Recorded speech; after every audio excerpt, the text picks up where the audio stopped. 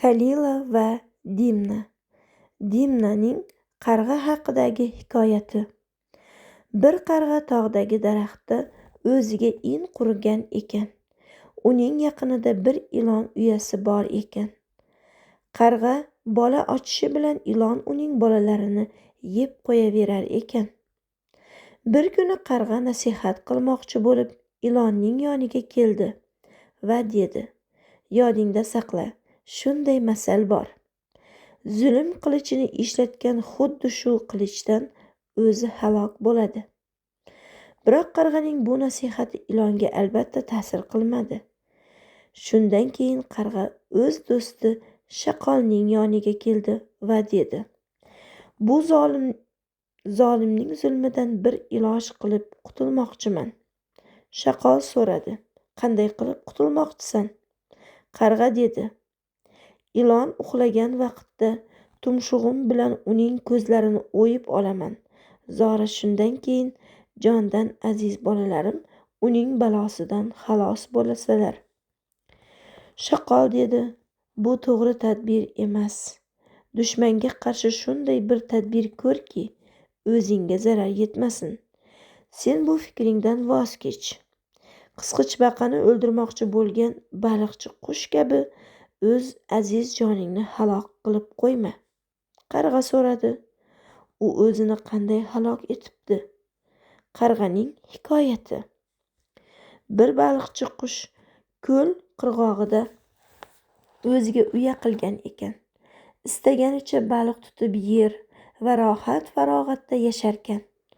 U qarib quvvatdan qolgandan keyin ovga yaramay qolibdi.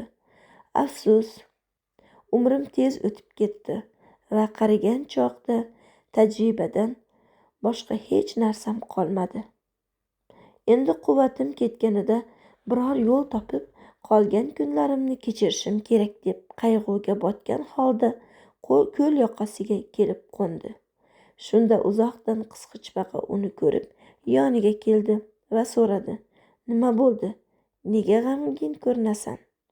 Qush javob berdi: "Nega g'amgin bo'lmayin? O'zing bilasan, mening tirikchiligim har kun bir ikki baliq bilan o'tardi. Men shunga qanoat qilib, undan ortig'ini talab qilmas edim. Bugun ikki ovchi bu yerdan o'ta turib, birisi dedi: 'Bu suvda baliq ko'p ekan, ov qilaylik.' Ikkinchisi: 'Falon suvda baliq bundan ko'pdir. Avval uni ovlab, so'ngra bu yerga kelamiz,' dedi. Agar ular qaytib kelishsa, bu yerdagi barcha baliqlarni ovlab ketishadi. Menga o'limdan bo'lak iloj qolmaydi." Qisqichbaqa bu so'zni eshitgach, darhol borib hamma gapni baliqlarga aytib berdi. Baliqlar hayajonga tushib, baliqchi qushning yoniga keldilar va dedilar: "Biz sendan maslahat so'ragani keldik. Agar dushmanning ham oldiga kelib maslahat so'rasalar, u bundan bosh tortmasligi kerak. Ayniqsa bu maslahat uning o'ziga ham foydali bo'lsa. Sening tirikchiliging biz bilan edi. Biz omon bo'lsak sening foydang-ku. Endi biror maslahat ber, nima qilaylik?" Baliqchi qush dedi: "Ovchilar bilan urushib bo'lmaydi. Lekin yaqin joyda bir ko'l borligini bilaman. Uning suvi oshiqlarning ko'z yoshidek musaffo, qirg'og'i qamish bilan qoplangan. Agar o'sha yerga ko'chsangiz, salomat qolib, nozu ne'mat ichida yashaysiz." Baliqlar dedilar: "Juda yaxshi maslahat. Lekin sen yordam bermasang biz u yerga qanday ko'cha olamiz?" Baliqchi qush dedi: "Bu ish qanchalik ko'p vaqt talab etmasin, men sizga yordam berishdan bosh tortmayman. Tezroq harakat qilish kerak. Ovchilar hademay kelib qolishlari mumkin." Baliqlar ko'p yalinib yolvorishganidan keyin baliqchi qush har kuni ulardan bir nechtasini olib borib o'sha atrofdagi bir tepalik ustida yeb qornini to'yg'azar edi. Qolgan baliqlar bir-birlariga hasad qilishar, "Qachon bizga gal kelarkin?" deb shoshilar edilar. Baliqchi qush esa ularning laqmaligiga hayron bo'lib o'z-o'ziga der edi. Dushmanning tilyog'maligiga uchib, unga ishonganlarning jazosi shunaqa bo'ladi. Biz necha vaqt o'tgandan keyin qisqichbaqa ham ko'chmoqchi bo'ldi. Baliqchi qush uni orqasidan olib, baliqlar mozori bo'lgan haligi tepaga qarab parvoz qildi.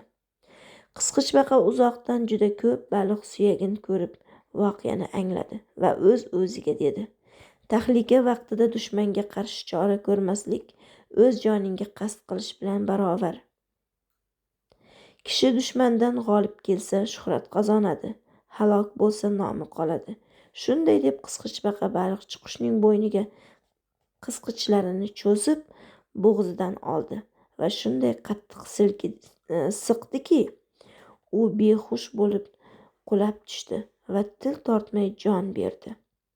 Qisqichbaqa undan qutulib, baliqlar yoniga sudralib keldi va bo'lgan voqealarni so'zlab berdi. Bu masalni shuning uchun aytdimki, sen bilgin, ko'p kishilar o'z makru hiylasi tufayli halok bo'ladilar. Men senga bir ish o'rgatay, shu yo'lni tutsang, o'zing salomat qolasan. Dushmaning ilon esa halok bo'ladi. Qarg'a dedi: oqil do'stlar maslahatiga kirmaslik ahmoqlikdir. Shaqol dedi: sen havoga parvoz qilib, uy va ko'chalarga nazar sol. Agar ko'zing biror qimmatbaho narsaga tushsa, uni olib parvoz qil. Lekin shunday uchginki, odamlar seni ko'rib tursinlar va qimmatbaho narsani qaytarib olish uchun orqangdan ergashsinlar. Sen ilon uyasiga haligi narsani tashla. Shunda odamlar ilonni o'ldirib, narsani olib ketadilar va sening joning omon qoladi. Qarg'a uchib borib bir hovliga qo'ndi. Bir xotin marvaridni yerga qo'yib, 100 qo'lini yuvar edi.